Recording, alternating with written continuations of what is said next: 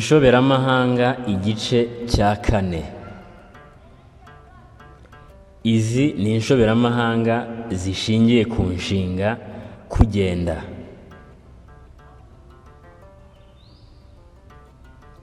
Kugenda wikandagira. Iyi nshoberamahanga isobanura kugenda ufite ubwoba. Urugero: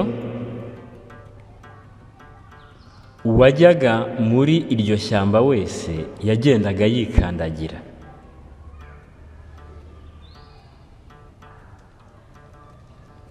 Kugenda nk'ifuni iheze.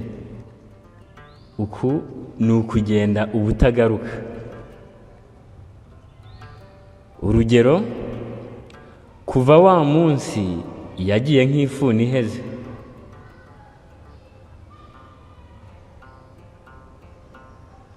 Kugenda nk'ukurikiwe. Kwiruka cyane utareba inyuma. Urugero: habaye iki kugenda nk'ukurikiwe?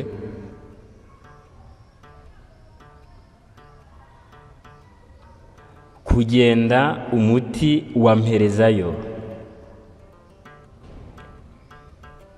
Uku nako ni ukugenda ugahera iyo ugiye ntuzagaruke. Urugero: amaze gushyikira ayo mafaranga yagiye umuti wa mperezayo. Kugenda amatereka mfizi. Bisobanura kugenda buhoro cyane. Urugero: kugenda amatereka mfizi ubwo uragerayo ryari?